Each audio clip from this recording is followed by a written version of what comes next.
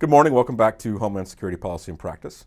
This week we are talking about money on both sides of the equation. We're going to talk a bit about how we spend money on Homeland Security and various programs and how we measure that effectiveness.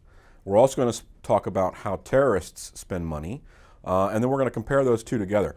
And you're going to find, it's nowhere near the same.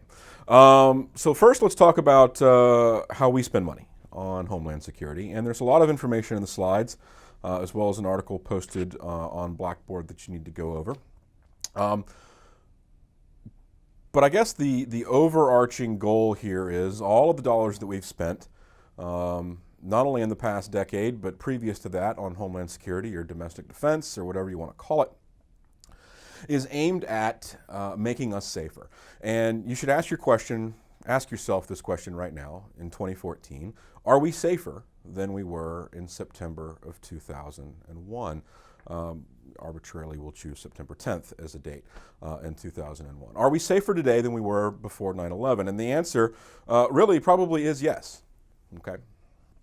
However, that is not policy, and how we spend money on policy and Homeland Security is not really and shouldn't be a Boolean type equation, a yes-no question. Are we safer? Yes, or are we not?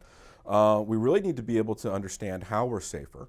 We need to be able to understand for every dollar that we spend on various programs, how is that increasing our safety? So we can ask the question, are we safer? The answer is yes, and then unfortunately what we've been doing for the past decade is using the answer yes to justify all of the spending we've done en masse since 9/11 and on all the changes that we've made, all the programs that we've instituted. So it really kind of is a false question, and it certainly should never be used to justify spending of money. We need to be a little more finite than that. Let's say that for a minute that you're going to buy a car, or you're going to get a new job, rent a new apartment, buy a house, get a dog, any type of major decision that involves not only outlay of funds now, but funds in the future.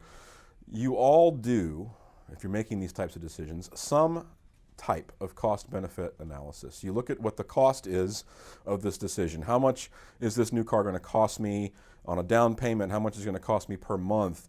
How much is it going to cost to put gas in it, oil, take care of? Is it going to last me 100,000 miles, 200,000 miles, or what? We make the same types of analysis when we look at any type of major purchase. And then we weigh those costs against the benefits that we're going to receive. And benefits can be tangible and intangible. It can be income from a rental property. If we're talking about buying real estate, that's a tangible benefit. If you're looking at buying a car, it can be, how it makes you feel. I really have always wanted a convertible, that type of thing. That's an intangible benefit. But both of those things are benefits to you, to the person making the decision. And you ultimately end up weighing costs versus benefits, and you make a decision based upon which gives you the greatest benefit for the least amount of cost. That's just kind of human nature and how we operate everywhere. It's also exactly how we don't operate when it comes to spending money on Homeland Security. And that's because we don't do and never have done in the previous decade, we have never done that type of cost-benefit analysis because pretty much the mandate from the White House and from Congress immediately after 9/11 was whatever you need to do to make sure that this never happens again, do it. It was literally a blank check. What do you need? What can we give you? No concern whatsoever with, okay, if I give you this, what am I going to get in return? How much security am I going to get for this $1 million? That was never in the equation. It was always a factor of, we'll give you a blank check, whatever you need to make sure that we never have to deal with a 9/11 again. And so we were basically spending blankets amounts of money for one